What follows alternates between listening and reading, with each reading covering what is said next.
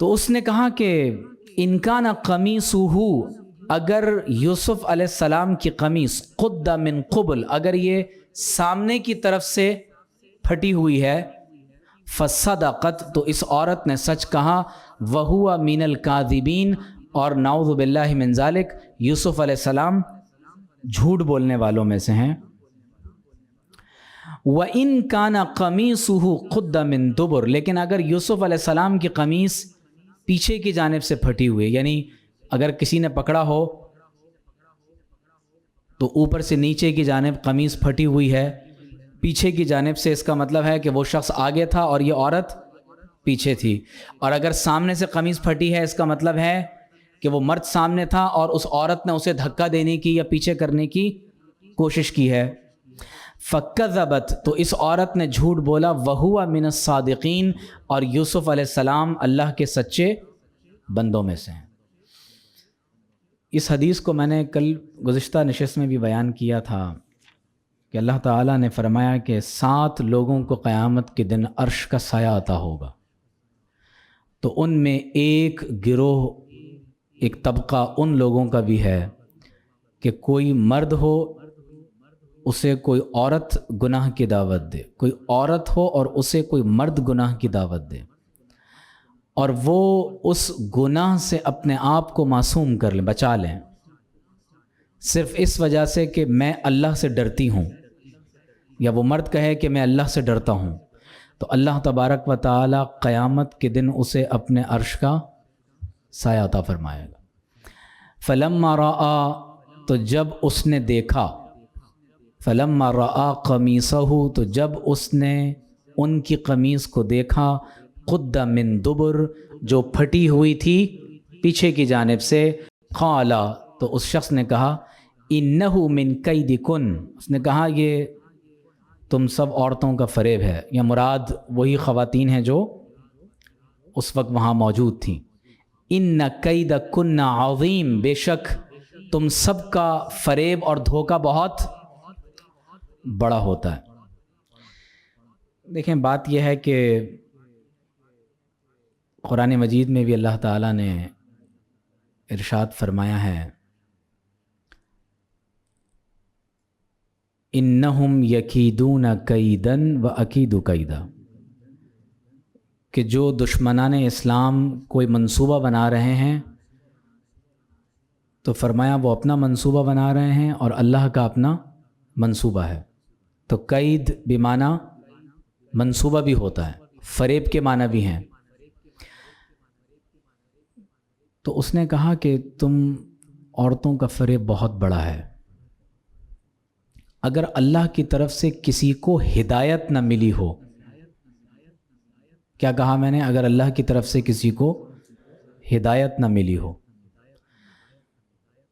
اور کوئی عورت خدا نہ خواستہ ایک غلط راستے پر چل پڑے، تو ایک عورت بہت سے خاندانوں کو تباہ کرنے کے لیے کافی ہوتی،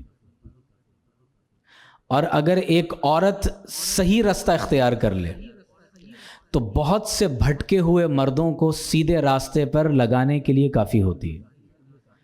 آپ غور کیجئے کہ اگر گھر میں ماں مضبوط ہے تو آپ غور کریں گے کہ بیٹا، بیٹی، گھر کے تمام افراد، شوہر، وہ نمازوں کے بھی پابند ہیں، وہ جھوٹ بولنے سے بھی اجتناب کرتے ہیں، وہ خیانت سے بھی اجتناب کرتے ہیں، حرام کمائی گھر میں نہیں لائی جاتی، بیٹیاں ایک اچھے راستے پر چل رہی ہیں۔ تو اس پورے نظام کو کنٹرول کون کر رہا ہوتا ہے؟ کیونکہ وہ عورت ایک اسپیکٹ سے بیوی ہوگی، ایک جہت سے بہن ہوگی، ایک جہت سے بیٹی ہوگی، ایک جہت سے، اب مختلف رشتے اس کے اپنے گھر میں جڑے ہوئے ہیں۔ تو اگر وہ خاتون صحیح راستے کو اختیار کر لے تو حضور علیہ السلام نے فرمایا المرأۃ سیدۃ بیتہا، کہ عورت اپنے گھر کی سردار ہے۔ تو ہوم منسٹری جو ہے وہ عورت کے پاس ہے، تو عورت کا درست راستے پر ہونا بہت بڑی بات ہے۔ تو جب اس شخص نے یہ دیکھ لیا کہ یوسف علیہ السلام سچے ہیں تو اس نے کہا یوسف اعرض عن ھذا، اے یوسف علیہ السلام آپ پاک باز ہیں، اس سے اعراض کر لیں، جانے دیں۔ وَاسْتَغْفِرِي لِذَنبِك، اس عورت سے کہا زلیخا سے کہ تم اپنے گناہ کی معافی طلب کرو، استغفار کرو۔ اِنَّكِ كُنْتِ مِنَ الْخَاطِئِينَ، بے شک تم خطاوار افراد میں سے ہو، قصوروار ہو۔ زندگی میں اگر کبھی گواہی دینے کا موقع آ جائے تو گواہی کو چھپانا نہیں چاہیے، ٹھیک ہے؟ گواہی کو چھپانا نہیں چاہیے، حق اور سچ گفتگو کرنی چاہیے۔ اب یہ جو واقعہ تھا نا، یہ پورے مصر کے اندر پھیل گیا اور بہت بڑے پیمانے پر پھیل گیا۔ ظاہر ہے کہ عزیز مصر کی بیوی کا واقعہ محل کے اندر پیش آیا اور پورے مصر کے اندر اس واقعے کی خبر عام ہو گئی۔ وقال نسبۃ فی المدینہ، المدینہ سے یہاں کون سا شہر مراد ہے؟ کیونکہ پیچھے مصر کا ذکر ہو چکا ہے، تو پورے شہر کی عورتیں، اب عورتیں عام طور پہ ظاہر ہے یہ کام بہت اچھا کر لیتی ہیں، ادھر کی بات ادھر، ادھر کی بات ادھر، پورے گھروں میں نا ماؤتھ ٹو ماؤتھ، ادھر سے ادھر، پورے مصر کے اندر خبر پھیل گئی۔ وقال نسبۃ فی المدینہ امرأۃ العزیز تراود فتاها عن نفسه، یہ جو عزیز مصر کی بیوی ہے یہ اس نوجوان لڑکے کو، فتح، مفسرین نے لکھا ہے کہ فتح تو عربی میں نوجوان لڑکے کو کہتے ہیں، تو فتح قرآن نے فتن کی نسبت وہاں کیوں کی؟ کیونکہ بادشاہ نے حضرت یوسف علیہ السلام کو بچپن میں اس عورت کو ہبہ فرما دیا تھا، گفٹ کر دیا تھا بادشاہ نے، تو اس لیے قرآن نے فتن کی نسبت اس عورت کی طرف کی۔ تو انہوں نے کہا کہ عزیز مصر کی بیوی پھسلانے کی کوشش کرتی ہے اپنی مطلب براری کے لیے اس نوجوان کو، اور یہ میں پہلے بھی بتا چکا ہوں کہ قرآن نے ہر غیر مسلم عورت کی نسبت اس کے شوہر کی طرف کی، اس کو مسز عزیز مصر کہا ہے، اور فقہا نے اس سے یہ مسئلہ مستنبط کیا ہے کہ کسی بھی اسلامی ملک میں اگر غیر مسلم مرد اور عورت اپنے مذہب کے مطابق شادی کریں گے تو وہ اسلامی ریاست میں لیگل میرج ہوگی، ٹھیک ہے، وہ اللیگل ریلیشن شپ نہیں کہلائے گا۔ اور ساتھ میں انہوں نے کہا قد شغفہا حبا، شغفہا حبا، انہوں نے کہا کہ اس کے دل میں اس کی محبت گھر کر گئی۔ دیکھیے یہ محبت ایک فطری جذبہ ہے، اور اللہ تعالیٰ نے جس طرح انسان میں ایک قوت غضب کی رکھی ہے، ایک قوت محبت کی رکھی، اور بعض اہل علم کہتے ہیں کہ محبت اختیاری بھی ہوتی ہے اور غیر اختیاری بھی ہوتی ہے، اور غیر اختیاری محبت میں وہ والدین اور اولاد کی محبت کو ذکر کرتے ہیں، لیکن حقیقت یہ ہے کہ ہر محبت جو صادق ہو وہ غیر اختیاری ہی ہوتی ہے۔ امام ابن قیم نے بھی اس پر ایک کتاب لکھی ہے، اور بعض دیگر محدثین نے اس پر بڑی تفصیلات کے ساتھ لکھا ہے۔ تو اگر انسان کسی کی محبت میں مبتلا ہو جائے تو حدیث میں ہے، بعض محدثین نے اگرچہ اس حدیث کو ضعیف قرار دیا، لیکن بہرحال ایک حدیث میں ہے کہ من عشقا، اگر کسی کو عشق ہو گیا اور وہ عفت اور پاک بازی کے ساتھ رہا، اپنے آپ کو گناہ میں مبتلا نہ کیا، اور اسی حال میں صبر کرتے کرتے مر گیا، تو فرمایا مات شہیدن، وہ اللہ کی بارگاہ میں شہید لکھا جائے گا، عفت اور پاک بازی کی وجہ سے۔ تو اگر بالفرض کوئی اس آزمائش میں مبتلا ہو جائے تو اسے چاہیے کہ شریعت کے مطابق نکاح کا پیغام وہاں پر روانہ کر دیا جائے، اگر قبول ہو جائے تو فبیہا، قبول نہ ہو تو اب اس لڑکی کو اس کے گھر میں جا کر یعنی پتھر پھینکتے رہیں، موبائل پہ میسیجز پہ تنگ کرتے رہیں، اس کی گلی کے چکر لگاتے رہیں، تو یہ شرعاً ناجائز ہوگا۔ بات سمجھ آ رہی ہے؟ تو شرعی حکم یہ ہے کہ اگر انسان واقعتاً کسی کو پسند کرتا ہو تو وہاں نکاح کا پیغام بھیجے اور شادی کر لی جائے، جو شریعت کا طریقہ کار ہے۔ اور حضور علیہ الصلوۃ والسلام نے خود فرمایا کہ اگر تمہارے گھر میں کسی ایسے شخص کے نکاح کا پیغام آئے ممن ترضون دینہ و خلقہ، جس کے دین اور اخلاق سے تم راضی ہو جاؤ، تو فرمایا فزوجوہ، تو وہاں اپنی بہن بیٹی کا نکاح کر دو، اور اگر تم نے ایسا نہ کیا تو زمین میں بہت بڑا فساد پیدا ہوگا۔ وقد شغفہا حبا، تو بعض لوگ پوچھتے ہیں کہ کیا پسند کی شادی کرنا جائز ہے؟ تو بھائی شادی پسند کی ہی کرنی چاہیے، دین کا حکم تو یہی ہے، لیکن والدین کی مرضی کے ساتھ۔ اگر والدین راضی نہ ہوں تو یہ بات ہمیشہ ذہن میں رکھ لیں کہ زندگی میں جو فیصلہ آپ کے والدین نے آپ کے لیے کیا ہے وہ دا بیسٹ ہے، اس سے بہتر اور کوئی فیصلہ آپ کے لیے نہیں ہو سکتا۔ اور اگر کوئی اپنے والدین کے فیصلے کے برخلاف جا کر کوئی قدم اٹھائے گا تو اس کا نتیجہ کیا نکلے گا؟ بعض اوقات لڑکے لڑکیاں بھاگ کر شادی کر لیتے ہیں، کورٹ میرج کر لیتے ہیں۔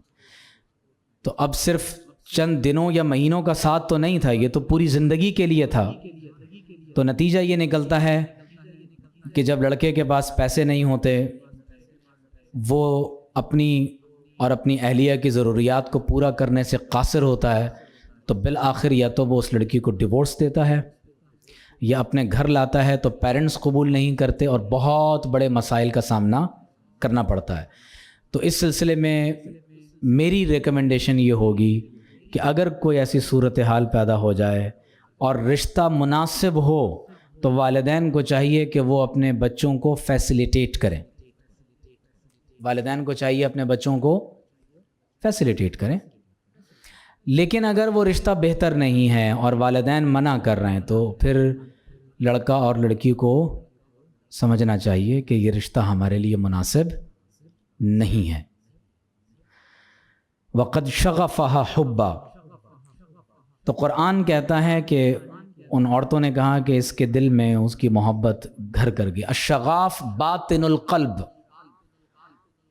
تو بعض اہل علم نے لکھا ہے کہ شغاف القلب غلافہ، تو انسان کے دل کے اوپر جو ایک کھال کا ایک غلاف چڑھا ہوا ہوتا ہے وہ مراد ہے۔ تو قد شغفہا حبا یعنی اس غلاف کے بھی اندر، دل کے اندر اس کی محبت اتر گئی، اور پھر اس محبت کی مزید شدت کو انہوں نے یوں بیان کیا کہ انا لنراہ فی ضلال مبین، اور بے شک ہم یہ دیکھتے ہیں کہ یہ اس کی محبت میں گمراہ ہو گئی، یعنی محبت میں وہ اس قدر آگے بڑھ گئی کہ گمراہ ہو گئی۔ اس کا مطلب یہ ہوا کہ وہ محبت شریعت کے تابع نہیں تھی، کیونکہ بیوی کسی اور کی تھی۔ آپ کو بات سمجھ آ رہی ہے؟ بیوی زوجیت میں کسی اور کی تھی اور محبت میں کسی اور کی گرفتار ہو گئی، تو یہ شرعاً حرام ہے، ناجائز ہے، اس کی تو اجازت نہیں ہے۔ تو انہوں نے کہا کہ یہ عورت تو کھلی گمراہی میں ہے۔ فَلَمَّا سَمِعَتْ بِمَكْرِهِنَّ، تو جب زلیخا نے یا اس عورت نے، عزیز مصر کی بیوی نے، ان عورتوں کی مکارانہ باتوں کو سنا کہ میرے بارے میں یہ پورے شہر میں انہوں نے یہ ڈھنڈورا پیٹ کے رکھا ہوا ہے، میرے بارے میں غیبت کرتی پھر رہی ہیں، میرے بارے میں ادھر ادھر باتیں بیان کر رہی ہیں، ارسلت الیہن، ارسلہ کے ارسال کے بعد جب الہ آتا ہے نا تو ہوتا ہے کسی کو بلوانا، تو اس نے ان سب عورتوں کو بلوا لیا۔ کہا جاتا ہے 40 عورتیں تھیں۔ اب یہاں بہت اہم بات بیان ہونے لگی، تو اس عورت نے شہر کی 40 عورتوں کو محل میں بلوا لیا۔ وَأَعْتَدَتْ لَهُنَّ مُتَّكَأً، اور اس نے ان سب عورتوں کے لیے مسندیں تیار کروائیں۔ متکئا جس چیز پر تکیہ لگا کر، ٹیک لگا کر بیٹھا جاتا ہے تو اسے متکئا کہتے ہیں۔ اور کہا جاتا ہے کہ ایک ایسا اس نے یعنی ان کے لیے مقام بنایا، حیّت لہن مجالس یتکئن علیہا، ایسی بیٹھنے کے صوفے لگوائے زبردست قسم کے جہاں وہ ٹیک لگا کر بیٹھ جائیں. وفی کل مجلس جام فیہ عسل واترج وسکین حاد، اور طرح طرح کے کھانے جی، پھل اور شہد جو ہے وہ سامنے میز کے اوپر، تخت کے اوپر ساتھ سجا دیا گیا، یعنی پورا ماحول بنایا اس عورت نے. وآتت کل واحدۃ منہن سکینہ، وآتت، اور جب وہ عورتیں آ گئیں تو اس نے دے دیں ہر ایک عورت کو ان میں سے، کیا دے دی بھائی؟ سکین. ہادہ بھی ہو سکتا ہے، حاضی بھی ہو سکتا ہے، تو سکین مذکر مؤنث دونوں ہو سکتا ہے، تو حاضہ سکین حاضی سکین دونوں استعمال ہوتا ہے. وآتت کل واحدۃ منہن سکینہ، تو اس عورت نے دے دی ان میں سے ہر ایک عورت کو ایک چھری. 40 عورتوں کے ہاتھوں میں. اب ظاہر ہے کہ ماحول یہ بتا رہا ہے کہ اس نے چھری اس لیے دی کہ تمہارے پاس پھل رکھے ہیں، شہد ہے، کھانے پینے کی اشیاء ہیں، تو پھل کاٹنے کے لیے اس نے چھری رکھوا دی. وقالت اخرج علیہن. اب اہل تفسیر نے یہ لکھا ہے کہ زلیخا نے ان عورتوں سے کہا کہ لا تقطعنا ولا تأکلن حتی اعلمکن. اس نے کہا کہ تم لوگ فروٹ میں سے کوئی چیز نہیں کاٹو گی، میں بتاؤں گی کہ کھانا کس طرح کھانا ہے اور پھل کب کاٹنا ہے. انہوں نے کہا ٹھیک ہے، اور ساتھ اپنے خادم کو کہا کہ جب میں کہوں تو یوسف کو بلا لینا. اور اس نے کہا وقالت اخرج علیہن، اور یوسف علیہ السلام سے کہا کہ آپ ذرا ان کے سامنے آ جائیں. اب بڑی غور طلب بات یہ ہے کہ جو ہی اس نے یوسف علیہ السلام کو ان کے سامنے آنے کا کہا تو خواتین سے کہا کہ آپ پھل کو کاٹنا شروع کر دیں، اور یوسف علیہ السلام سے کہا کہ آپ ان کے سامنے سے گزریں. تو قرآن کہتا ہے کہ فلما رأینہ، تو جب ان عورتوں نے یوسف علیہ السلام کو دیکھا اور وہ پھل کاٹ رہی تھیں، اکبرنہ، اللہ اکبر، اعظمنہ، تو وہ یوسف علیہ السلام کی عظمت کی قائل ہو گئیں. فلما رأینہ، تو جب انہیں رویت یوسف نصیب ہوئی، اکبرنہ، یوسف علیہ السلام کی عظمت کی قائل ہو گئیں. وقطعن ایدیہن، اور انہوں نے اپنے ہاتھوں کو کاٹ لیا. کیوں کاٹ لیا؟ کہ جب یوسف علیہ السلام ان کے سامنے سے گزرے تو یوسف علیہ السلام کے حسن کو دیکھنے میں اس قدر مگن ہو گئیں کہ انہیں اپنے ہاتھ کے کاٹنے کا بھی احساس نہیں ہوا.